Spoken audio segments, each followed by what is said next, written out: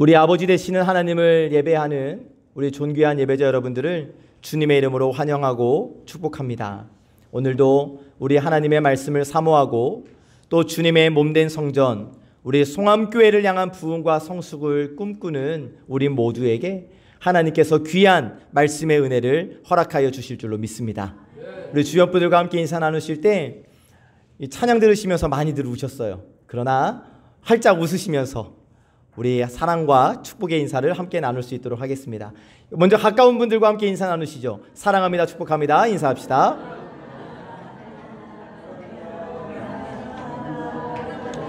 멀리 계신 분들과도 인사합시다. 사랑합니다, 축복합니다. 감사합니다. 잘 오셨습니다. 어느 아프리카 부족의 이야기입니다. 이 부족의 추장이 이제 후계자를 세울 때가 되었어요. 누구를 세울까 고심하던 이 추장은 마을에서 제일 총명하다는 3명의 청년들을 부릅니다. 그리고 그들에게 숙제를 내주기를, 너희 셋 모두가 다 저기 보이는 산 정상까지 올라가라. 저 산은 지금까지 너희가 한 번도 올라보지 못했던 산이다. 그 산 정상에 오르거든 구석구석을 살펴본 다음 나에게 가장 값진 선물을 가져와라. 가장 값진 선물을 가지고 온 사람을 나의 후계자로 삼겠다 라고 숙제를 내줬어요. 추장으로부터 이 말을 들은 3명의 청년들은 그 높은 산 정상 꼭대기까지 올라간 다음 가장 값지다고 생각되는 선물을 가지고 돌아왔습니다. 첫 번째 청년은 산 꼭대기에서 가장 값지고 귀한 보석을 주워왔어요. 두 번째 청년은 어떠한 병이라도 고칠 수 있는 신비한 약초를 캐왔습니다. 그런데 이상하게도 세 번째 청년의 손에는 아무것도 들려있지 않는 거예요. 그래서 물었습니다. 너는 무엇을 가지고 왔냐고. 그랬더니 이 세 번째 청년이 하는 말이, 저는 추장님께 드릴 정말 좋은 선물을 가지고 왔습니다. 추장님께서 왜 저희에게 저 한 번도 오르지 않은 산을 오르라고 하셨는지를 알았습니다. 산 정상에 올라가 보니 산 너머로 광활한 초원과 넓은 세계가 펼쳐져 있는 것이 보였습니다. 저는 우리 부족이 광활한 초원과 넓은 세계로 나아가게 될 비전을 추장님께 선물로 드립니다. 자, 여러분, 누가 이 추장의 후계자가 됐을까요? 1번, 2번, 3번? 3번. 맞아요. 이 세 번째 청년이 다른 청년들을 제치고 후계자가 되었어요. 추장은 다른 청년들이 아니라 비전을 가진 세 번째 청년을 후계자로 삼았다는 겁니다. 여러분, 하나님도 이와 같다고 저는 생각을 해봤습니다. 이 시대에 하나님께서 쓰시는 사람은 어떤 외부적으로 훌륭한 조건을 가진 사람이 아니라 미래를 바라보는 비전의 사람을 우리 하나님께서 사용하신다고 저는 믿습니다. 교회도 마찬가지예요, 여러분. 비록 건물이 좋고 나쁘고 건물이 최신식이고 구식이고 교회의 역사가 10년이든 50년이든 100년이든 상관없이 하나님은 비전이 있는 교회를 쓰신다고 저는 믿습니다. 그레이라고 한 사람이 성공의 분모라는 책을 썼는데요, 역사상 위대한 발자취를 남긴 수많은 인간들의 생애를 보니까 그들에게서 어떠한 공통분모를 발견할 수 있었다. 그러면서 이렇게 말합니다. 그들은 비전을 가진 사람이었고 비전에 자기 인생을 집중시켜 살아가던 사람들이었으며 소중한 것을 먼저 할 줄 아는 사람들이었다. 그래요, 여러분. 비전의 사람이 위대한 일을 할 수 있는 거예요. 비전이 있는 사람은 다른 사람들이 어디를 가든 무엇을 하든 자기 비전을 가지고 나아가서 결국 위대한 일을 성취하게 되는 법입니다. 그러나 여러분, 비전이 없는 사람은 어떻게 되냐면 다른 사람 따라하기에 바빠요. 누구는 해외여행을 간다는데, 누구네 집은 애들 학원을 몇 개를 보낸다는데, 이런 말 듣고 저런 말 듣고를 따라하면서 다른 사람 흉내내다가 아무것도 이뤄내지 못해요. 그런데 이것은 비단 개인에게만 해당되는 것이 아닙니다. 가정도 그렇고 회사도 그렇고 교회도 마찬가지예요. 여러분, 교회도 분명한 기준이 없으면, 분명한 비전이 없으면 위대한 일을 하기는커녕 날마다 흔들려 버립니다. 교회에 분명한 비전도 없고 나아가야 할 분명한 향방, 방향이 세워지지 않으면 어떻게 되겠어요? 날마다 옆에 있는 교회 눈치 보기에 바쁜 거예요. 아니, 옆에 있는 교회는 무슨 행사를 해가지고 사람들이 몇 명 모였다는데, 옆 교회는 부흥회 해가지고 재미 좀 봤다는데, 어떤 교회 청년부는 이렇다는데, 어떤 교회 어린이부는 이렇다는데, 이런 말 듣고 저런 말 듣고 이런 교회 따라해보고 저런 교회 따라해보면서 우왕좌왕하면서 모든 세월을 다 흘려보내고 마는 거예요. 분명한 비전, 분명한 방향이 없는 개인, 교회는 흔들리게 되어져 있는 겁니다. 그래서 비전과 방향이 너무 중요한 거지요.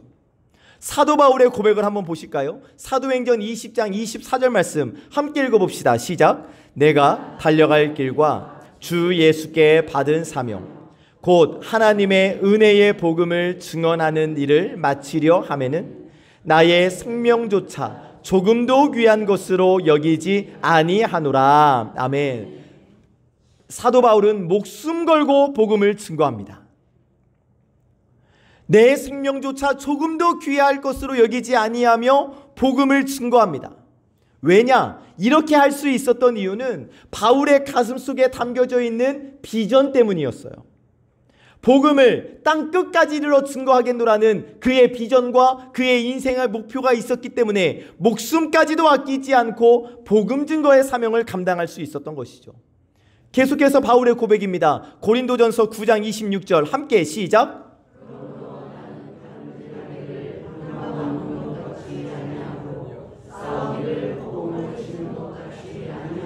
아멘. 바울의 삶은 방향, 향방이 분명한 삶이었습니다.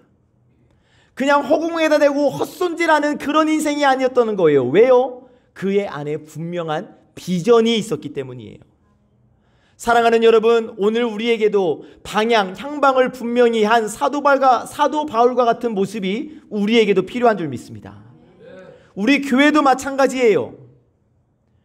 방향 없이 흘러가는 교회가 아니라 그냥 그저 되는 대로 흘러가 버리는 그런 교회가 아니라 나아가야 할 방향을 분명히 가진 교회가 되어야 할 줄로 믿습니다. 자, 이와 같이 나아가야 할 방향과 비전이 중요하기 때문에 계속해서 우리는 지금 이런 교회를 꿈꿉니다 라는 주제를 가지고 하나님의 말씀을 나누고 있고, 여러분, 제가 의도하지는 않았지만 계속해서 하나님께서 지금 2달 동안 모든 예배를 통하여 우리에게 주시는 말씀이 교회를 어떻게 세워가야 하는가, 이 말씀을 주고 계시지 않습니까? 여러분, 오늘도 우리 하나님은 우리 교회를 향한 하나님의 꿈을 제시해 주시고 우리에게 비전을 제시해 주시는데, 오늘 하나님께서 우리에게 제시해 주시는 비전은 물된 동산 되어 세상을 살리는 교회가 되는 것입니다. 우리 송암교회가 물된 동산 되어서 세상을 살리는 교회가 되어야 한다는 겁니다. 여기서 오늘 우리에게 주시는 첫 번째 말씀을 받습니다. 물된 동산 같은 교회가 되어야 한다라고 말씀을 주십니다. 함께 읽어보시죠. 시작.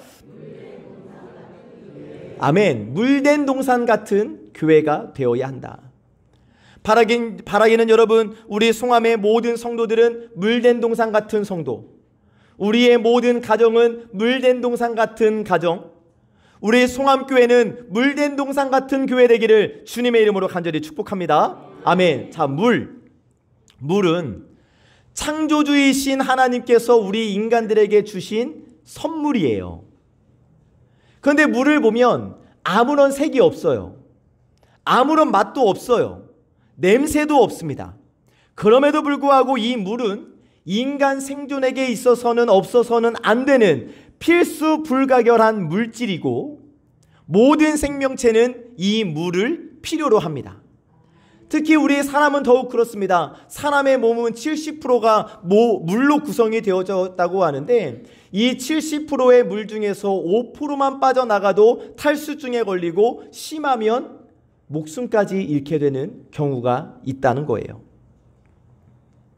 그리고 사람은 그 생명의 시작을 물과 함께 했습니다. 엄마 뱃속에 있을 때부터 양수 속에서 자라고 있지 않습니까? 그래서 여러분, 신생아를 이렇게 물에 던지면 굉장히 잘 놀아요.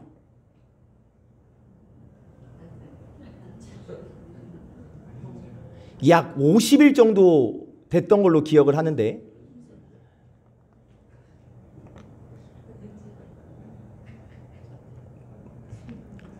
방송 사정상 동영 막 움직여지는 모습이 보이지는 않지만 이렇게 물에 넣으면 뭐 배운 것 마냥, 배우지도 않았는데 막 발장구를 치고 손을 좌우로 흔들고 그렇게 놀다가, 잘 놀다가 가만히 있어 보면 자요. 저 물속에서 저러고 자고 있어요. 물이 그만큼 편안하다는 것 아니겠습니까? 또 사람의 생활과 직결된 문명도 물과 깊은 관련이 있는데, 역사적으로 보면 여러분, 인류의 4대 문명의 발상지도 물을 중심으로 시작이 되었어요. 이처럼 의학적으로 보나 역사적으로 보나 사람은 땅에 태어나서 죽을 때까지 물을 떠나서 살 수가 없어요. 하나님의 말씀인 성경을 보아도 물은 대단히 자주 언급되고 있는데, 창세기 1장 2절을 보니까 하나님의 영은 수면 위에 운행하시니라. 그리고 요한계시록 22장 1절을 보니까 또 그가 수정같이 맑은 생명수의 강을 내게 보이니 하나님과 및 어린 양의 보좌로부터 나온다 라고 말씀하십니다. 그러니까 여러분, 성경 창세기 1장 물이 나오고 요한계시록 22장도 물이 나오고 성경도 물로 시작하고 물로 맞춰진다는 것을 발견할 수 있죠. 이 물은 성경에서 하나님께서 백성들에게 베풀어 주시는 복과 구원을 표현하는 상징적 의미로 이렇게 자주 사용이 된 것입니다. 그래서 시편 23편 2절을 보니까 목자이신 여호와는 양떼들을 쉴 만한 물가로 인도해 주신다. 그리고 시편 1편 3절을 보니까 율법을 묵상하고 즐거워하는 자는 시냇가에 심겨진 나무처럼 많은 열매를 맺는다 라고 말씀을 하셔요. 또 우리 예수님은 수가성 우물가에서 만난 사마리아 여인에게 내가 주는 물을 마시는 자는 영원히 목마르지 아니한다. 내가 주는 물은 그 속에서 영생하도록 솟아나는 샘물이 된다 라고 말씀하시면서 예수님도 물에 대해서 언급을 하셨어요. 이렇게 성경에서 물은 하나님께로부터 받은 복과 은혜를 상징하고 생명과 구원의 의미를 가지고 있습니다. 반대로 가뭄은 하나님의 심판, 하나님의 저주를 상징하죠. 요즘이야 수도꼭지를 틀기만 하면 물이 나와서 물 걱정 없는 세상을 살아가고 있다고는 하지만, 여러분, 불과 몇십 년 전만 하더라도 한동안 비가 오지 않으면 제한급수를 했고, 또 마을마다 급수차를 보내줘서 물통에다가 정해진 양만큼의 물만 받아서 써야 하는 그런 일들도 겪어보셨잖아요. 이처럼 물이 없으면, 물이 부족하면 사람뿐 아니라 동물들도 살 수가 없는 거예요. 특별히 오늘 받은 말씀의 배경이 되는 중동 팔레스타인 지방에는 물은 생명입니다. 과거 이사야 선지자가 활동하던 주전 690년경 팔레스타인 지역에서 가장 귀한 것은 샘물이었어요. 샘물이 있어야 부자로 인정받았습니다. 그래서 창세기에도 보면 여러분, 이삭과 블레셋 사람들이 우물을 차지하려고 다툴 만큼 그 지역에서 물은 생명이었다고요. 왜냐하면 아무리 양이 많으면 뭐합니까? 물이 없으면 양이 다 죽잖아요. 땅을 많이 가지고 있으면 뭐합니까? 물이 없으면 농사 짓지 못하는 걸요. 그런데 하나님께서 뭐라 말씀하시냐면 이스라엘 백성들에게 이 생명과도 같은 물을 주시겠다는 겁니다. 오늘 받은 말씀 이사야 58장 11절 말씀입니다. 함께 시작.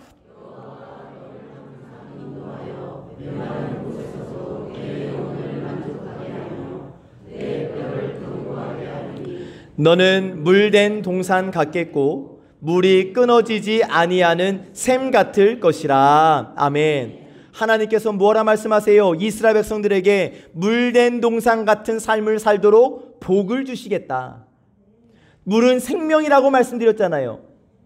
하나님께서 그들에게 생명을 공급해 주시겠다라고 말씀해 주시는 겁니다. 그런데 여기 물된 동산 같은 삶이란 어떠한 물질적으로 풍족한 것을 말하는 것이 아닙니다. 뭐 높은 자리, 권력을 차지하게 된다, 많은 사람들로부터 인정을 받게 된다, 단지 이 의미가 아니라 오늘 이 말씀을 자세히 살펴보면 물된 동산 같은 삶은 세 가지 차원에서 생각해 볼 수 있는데, 먼저 여호와가 너를 항상 인도하여. 아하, 물된 동산 같은 삶이란 하나님의 인도하심을 받는 삶이구나. 그리고 내 영혼을 만족하게 하며, 아하, 물된 동산 같은 삶이란 영혼이 잘 되는 삶이구나. 내 뼈를 견고하게 하리니 물된 동산 같은 삶이란 육신적으로도 건강한 삶이구나. 그러니까 물된 동산 같은 삶이란 육신뿐만이 아니라 영적으로도 건강하고 하나님의 인도하심을 받는 삶이라고 정의할 수 있겠습니다. 자, 여러분, 하나님의 인도하심을 받는다, 이거 엄청난 복 아니겠습니까? 이스라엘 역사를 생각해 보시면 여러분, 40년 동안 그들은 광야 생활 가운데 단 한 번도 심거나 거두어들이지 않았어요. 그런데 그들은 40년 동안 굶어 죽지 않았습니다. 왜요? 하나님이 인도하셨기 때문이에요. 그들에게는 변변한 무기가 없었습니다. 뭐 잘 훈련된 군대가 있는 것이 아니었습니다. 뭐 전략가가 있었던 것이 아니에요. 그러나 그럼에도 불구하고 그들은 40년 동안 아말렉 족속도 이기고 블레셋도 이기고 결국에는 가나안 7 족속들을 무찌르며 가나안 땅을 정복할 수 있었잖아요. 왜요? 하나님께서 이스라엘 백성들에게 물된 동산 같은 삶을 살아갈 수 있도록 복과 은혜를 허락해 주셨기 때문인 줄로 믿습니다. 그들이 아무리 마른 곳에 있을지라도, 아무리 거친 광야와 같은 환경에 있을지라도 그들로 하여금 물된 동산 같은 삶을 살 수 있도록 하나님께서 인도해 주셨어요. 그런데 사랑하는 여러분, 바로 이 물된 동산 같은 은혜와 복이 사랑하는 우리 송암의 모든 성도들, 우리 예배자들에게 임하기를 주님의 이름으로 간절히 축복합니다. 항상 영혼이 만족을 얻고 하나님의 인도함을 받고 항상 뼈가 견고케 되는 건강한 삶을 살아가는 물된 동산의 복과 은혜가 저와 여러분들에게 충만히 임하시기를 주님의 이름으로 간절히 축복합니다. 자, 이렇게 내가 물된 동산 같은 성도가 되면 우리 가정은 물된 동산 같은 가정이 될 것이고, 우리가 함께 예배하고 섬기는 우리 교회도 물된 동산 같은 교회가 될 수 있는 거지요. 특별히 우리 교회를 향하신 하나님의 꿈을 우리가 함께 확인하는 시간이니까 우리 송암교회에도 어떠한 가뭄에도 절대 끄떡없는 물된 동산 같은 복이 임하기를, 그래서 우리 송암교회가 물된 동산 송암교회 되기를 참 좋으신 예수 그리스도의 이름으로 간절히 축복합니다. 아멘. 두 번째 주시는 말씀, 세상을 살리는 교회가 되어야 한다고 말씀해 주십니다. 함께 읽어보시죠. 시작. 아멘. 물된 동산 되어 세상을 살리는 교회 되기를 원하신다. 여러분, 하나님은 우리 송암교회가 세상을 살리는 교회 되기를 원하시는 줄로 믿습니다. 그 이유가 뭐냐면, 우리가 세상을 살리는 교회가 되어야 하는 이유가 뭐냐면, 우리가 세상을 살리는 교회가 되어야 물된 동산의 복을 누릴 수 있기 때문이에요. 잘 생각해 보셔야 돼요. 물된 동산의 교회가 되어 세상을 살려야 하고, 세상을 살려야 물된 동산의 복을 누릴 수 있는 겁니다. 자, 하나님께서 이스라엘 백성들에게 그리고 우리에게 물된 동산 같은 복을 주시겠다 약속해 주셨는데, 이 약속에는 선행 조건이 있었습니다. 이사야 58장 9절 하반절에서 10절 상반절 말씀인데, 앞에 영상 보시고 함께 읽어보실까요? 시작. 만일 내가 너희 중에서 멍에와 손가락질과 허망한 말을 제하여 버리고 줄인 자에게 내 심정이 동하며 괴로워하는 자의 심정을 만족하게 하면. 아멘. 여러분, 우리가 어떻게 해야, 어떠한 삶을 살아야 물된 동산 같은 삶을 살아갈 수 있을까?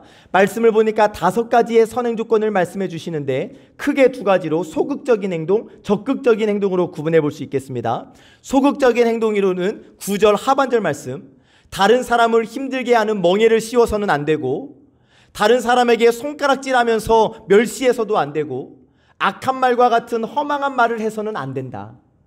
10절에는 적극적인 행동이에요. 줄인 자, 굶주린 자들을 동정하며 괴로워하는 자, 고통당하는 자를 위로해야 한다 라고 말씀해 주시는 겁니다.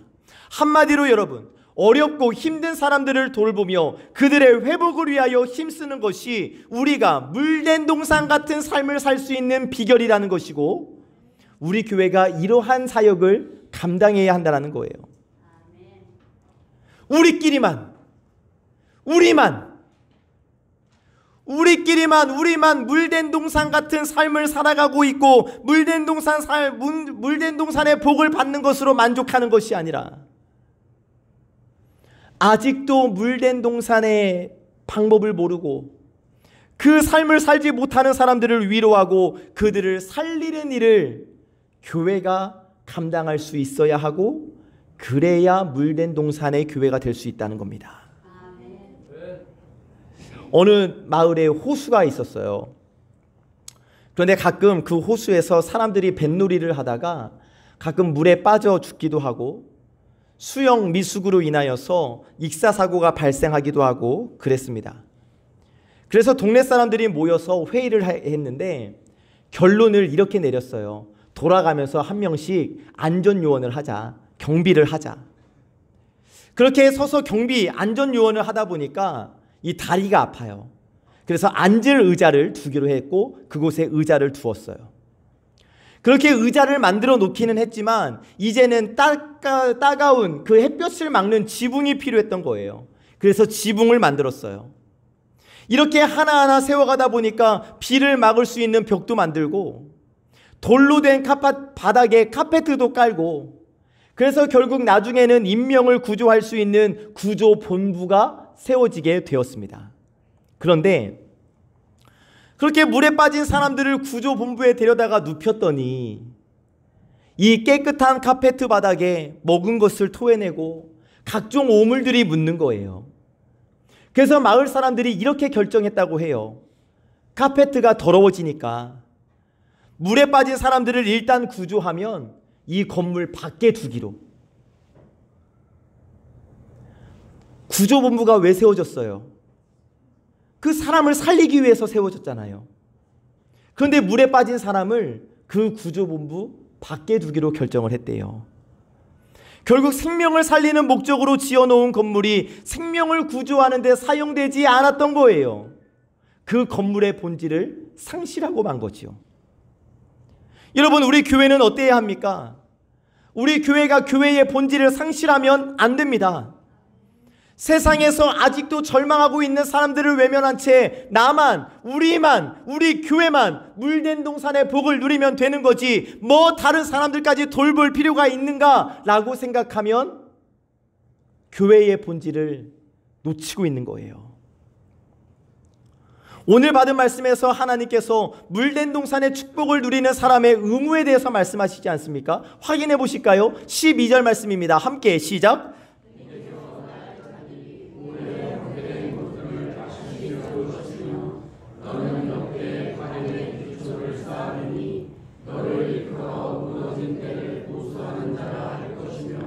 길을 수축하여 거할 곳이 되게 하는 자라 하리라. 아멘. 자, 물된 동산의 복을 누리는 사람이 어떠한 삶을 살아야 하는가? 오래 황폐한 곳을 다시 세워야 한다. 파괴된 기초를 쌓아야 한다. 무너진 성벽을 재건해야 한다. 무너진 길을 보수해야 한다. 그러니까 여러분, 9절부터 12절까지의 말씀을 한마디로 정의하면 세상을 회복시키는 일을 해야 물된 동산의 복을 누릴 수 있고, 또 물된 동산의 복을 누리는 사람은 세상을 회복시키고 세상을 살리는 일을 해야 한다는 거예요. 우리가 풍성함을 누릴 수 있는 비결이 세상을 살리는 데 있고, 세상을 살려내는 일에 힘써야 우리가 풍성한 복을 누릴 수 있다는 겁니다. 내 안에 천국이라는 책이 있는데요, 존 샌포드라는 사람이 썼어요. 이 사람이 책에서 자기 집에 있었던 우물 이야기를 합니다. 그의 집에 가지고 있었던 우물은 물이 차가웠고 참 깨끗했습니다. 결코 마르지 않는 우물이었어요. 가뭄이 아무리 극심해도 그 우물에서 차고 맑은 물이 끊임없이 솟아납니다. 그러다가 이제 생활이 조금 풍족해져서 펌프를 쓰게 되었고, 그 우물을 덮어버리고 펌프를 통해서 물을 끌어올려 생활을 하던 중, 그 우물이 궁금해서 우물 뚜껑을, 덮고 있었던 뚜껑을 열어보니까 우물이 말라버린 것을 발견하게 되었습니다. 그래서 그 사람이, 샌포드가 이 우물에 대해서 연구를 했고, 우물에 대한 연구의 결과를 이렇게 기록해 놓았어요. 앞에 글씨가 작지만 제가 읽어볼게요. 우물은 지속적으로 물이 흘러나오는 수백 개의 작은 지하 수맥으로부터 물을 공급받는다. 우물에서 물을 길어내면 더 많은 양의 물이 수맥으로부터 스며나와 우물에 고여들면서 이 작은 수맥들의 관들은 늘 깨끗하게 열려있게 된다. 그러나 사용하지 않고 정기적으로 물을 길러내지 않으면 미세한 수맥들이 막히고 만다. 여러 해 동안 그침없이 흐르던 우리의 옛 우물은 물이 없어서가 아니라 사용하지 않았기 때문에 말라버렸다. 그러니까 우리가 알고 있듯이 여러분, 우물은 사용하지 않으면 말라버린다라는 거예요. 반대로 우물은 사용하면 사용할수록 더 많은 물로 채워진다라는 것이죠. 마찬가지 원리예요, 여러분. 하나님께로부터 받은 물된 동산의 복을 다른 사람을 위해 사용하지 않으면, 사회를 위하여, 세상을 위하여 사용하지 않으면 그 복은 마르게 되어져 있다라는 거예요. 반대로 하나님께로부터 받은 물된 동산의 복을 다른 사람을 위해 쓰면 쓸수록 더 많은 물된 동산의 복을 누릴 수 있게 된다는 것이죠. 사랑하는 여러분, 하나님께 물된 동산의 복을 구하시고 물된 동산의 복을 누리시기를 주님의 이름으로 축복합니다. 그런데 그 물된 동산의 복을 혼자만 소유하지 마시기도 주님의 이름으로 축복합니다. 내게 주신 물된 동산의 복을 사용하는 거예요. 다른 사람들을 회복시키고 살리는 축복의 통로가 되는 거예요. 저는 우리 교회가 이런 교회 되기를 원합니다. 그리고 하나님도 원하시는 줄로 믿습니다. 그래서 여러분, 우리는 추수감사주일에 쌀을 헌물하셔서 많은 양은 아니지만 그래도 지역의 저소득층을 위해서 쓰일 수 있도록 주민자치센터에 기부를 하고 있어요. 그리고 지역의 아동 1명을 정해서 그 아이의 필요를 때마다 공급해주고 있습니다. 또 어려운 교회 목사님들을 섬기고 있습니다. 여러분, 우리가 이렇게 우리에게 허락하신 하나님의 은혜와 복을 흘려보내면 보낼수록 하나님께서 더 많이 할 수 있도록 많은 은혜와 복을 허락하여 주실 줄로 믿습니다. 제가 요 며칠 마음 아픈 일이 있는데, 정말 하나님 앞에서 너무나 회개 많이 하고 지금 아직도 회개하고 있는데, 몇 주 전에 우리 교회에 식사만 하러 오신 분이 계셨어요. 동네 폐지를 줍는 두 분이셨어요. 제가 그분들을 밀어냈어요. 좀 이따 오시라고. 우리 교인들 먼저 식사하시고 여러분들은 한 20분 있다 오시면 그때 식사 드리겠습니다.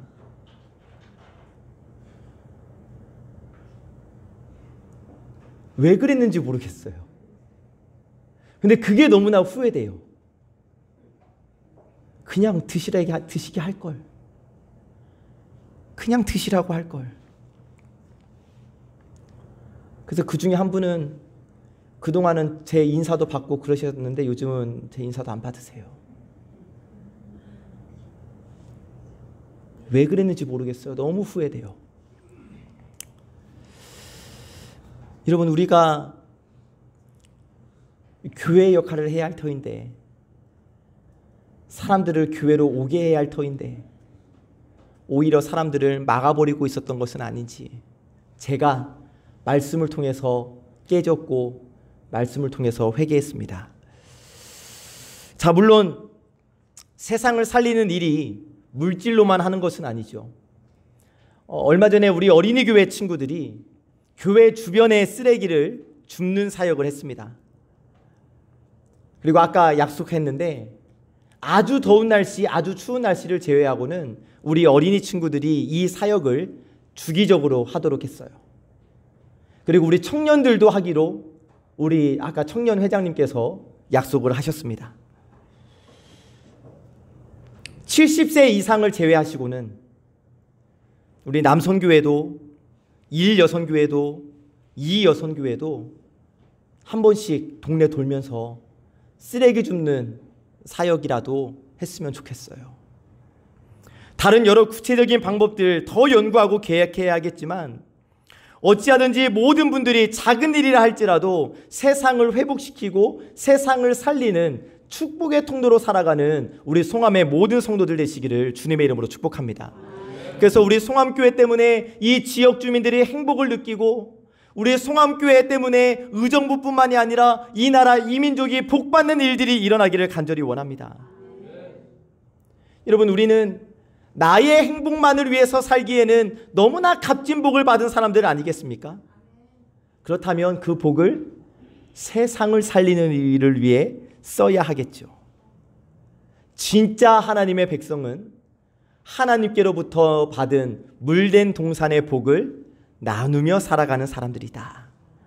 성숙한 성도는 세상을 살리기 위하여 축복의 통로가 되기를 즐겨하며 기뻐하는 사람이다 라는 것을 기억하시어서 우리 모두가 그렇게 되기를 원하고, 우리로 말미암아 우리 송암교회가 받은 복과 은혜를 세상에 흘려보냄으로 말미암아 세상을 살리는 교회로 쓰임받게 되기를 참 좋으신 예수 그리스도의 이름으로 간절히 축복합니다. 아멘. 말씀을 정리합니다. 사랑하는 여러분, 여러분들은 우리의 가정이, 우리 교회가 물된 동산의 복을 충만하게 받으시기를 주님의 이름으로 축복합니다. 끊어지지 않는 샘과 같이 여러분들의 삶에, 여러분들의 가정에 물된 동산의 복이 임하기를, 충만히 임하기를 주님의 이름으로 축복합니다. 그런데 그것을 나만 갖지 말고 세상을 살리는 데 사용하는 저와 여러분 되시기를 주님의 이름으로 축복합니다. 얼마 전에 식사하면서 한 분이 이런 말씀을 하셨어요. 하나님께 드리면 하나님이 더 많이 채워주시겠지. 저는 그 믿음을 너무 귀하게 봅니다. 헌금 많이 하세요 의미 아니에요, 여러분. 우리 교회를 생각하자는 거예요. 우리 교회에 하나님께서 부어주신 놀라운 복과 은혜를 하나님 영광과 하나님 나라 확장을 위하여 쓰면 하나님께서 더 많이 채워 주신다는 믿음. 목사님, 우리 주차장 세워야 하잖아요. 다른 거 다 하지 말고 주차장부터 하고 합시다.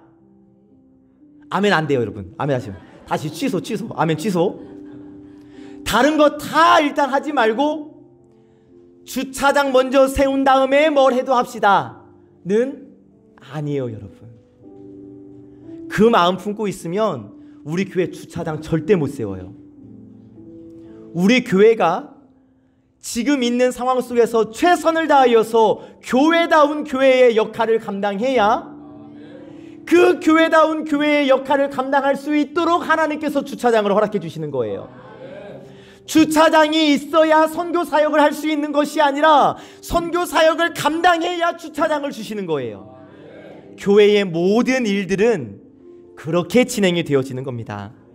우리 송암교회가 물된 동산 되어서 이 지역사회를 살리고 이 지역사회를 넘어 세상을 살리는 도구로 하나님께 귀히 쓰임받게 되기를 참 좋으신 예수 그리스도의 이름으로 간절히 축복합니다. 축복합니다. 축복합니다. 우리 주신 말씀 기억하고 마음에 새기면서 자리에 일어나셔서 결단 찬양 하나님께 올려드립니다.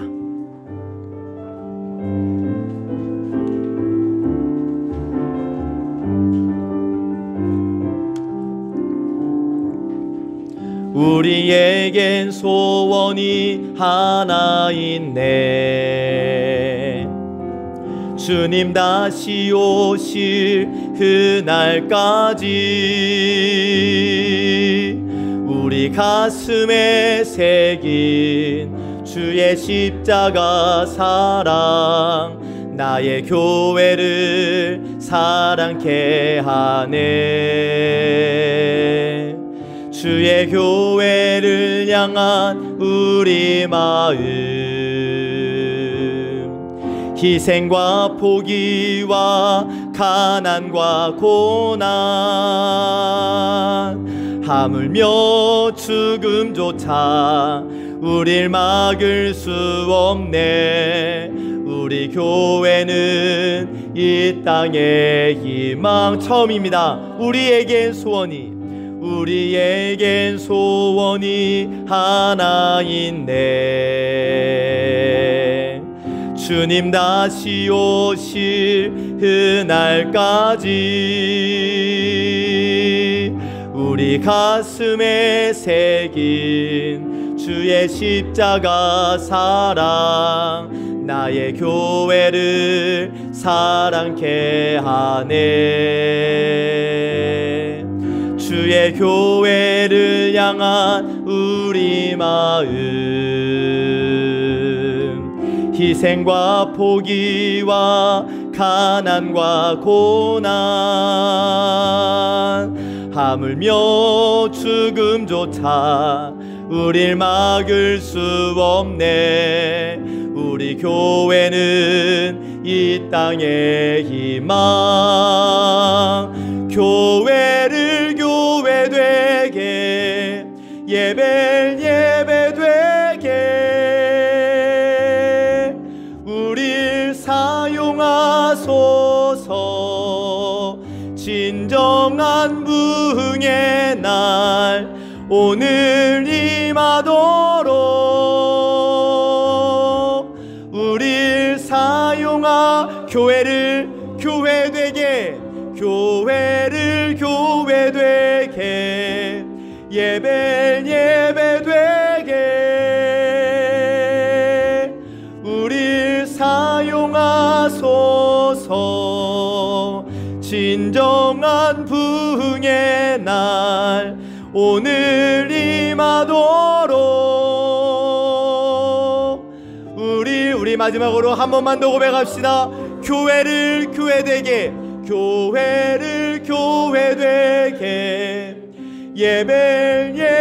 되게 우릴 사용하소서. 진정한 부흥의 날 오늘 임하도록 우릴 사용하소서. 할렐루야. 아멘. 기도합니다. 하나님, 우리 각자의 마음이 지금은 메마른 사막 같을지라도 하나님의 은혜가 스며들면 생명의 섬이 터져질 줄로 믿습니다. 우리의 심령이 주님께로 온전히 기울어질 때 우리가 있는 그 자리, 그 일상 속에서 물된 동산처럼 풍성한 생명의 열매가 맺혀질 줄로 믿습니다. 우리의 삶을 주님의 뜻에 맞게 이끌어 주시옵소서. 늘 주님의 인도하심을 따라 걷게 하여 주시옵소서. 그래서 세상의 바람에 흔들려버리는 인생이 아니라 주님의 비전을 품고 달려가는 열정의 사람이 되게 하여 주시옵소서. 바라옵기는 하나님, 우리 송암교회가 더 이상 우리끼리의 만족에만 머물지 않게 하시고 이를 위하여 우리의 시선을 더 넓은 세상으로 옮겨주시기를 간절히 원합니다. 절망과 외로움 속에 울고 있는 이웃의 눈물을 볼 수 있는 따뜻한 가슴을 허락하여 주시옵소서. 그렇게 우리 송암교회가 이 지역을 밝히는 등불이 되게 하시고 주님 주신 은혜를 끊임없이 흘려보내는 축복의 통로가 되게 하여 주시옵소서. 우리 사랑하는 성도들에게 물된 동산의 복을 허락하여 주시어서 우리의 손끝 하나, 우리의 미소 하나, 우리의 기도까지도 누군가를 살리는 생명의 씨앗이 되게 하여 주시옵소서. 우리 각 사람의 삶 속에서 생명이 솟구치게 하시고 우리의 가정 안에는 평안의 강물이 흐르게 하시며 우리 교회 위에는 언제나 하나님의 샘물이 마르지 않게 하여 주시옵소서. 감사드리며 우리를 물된 동산으로 부르신 생명의 주 예수 그리스도의 이름으로 간절히 기도하옵나이다. 아멘.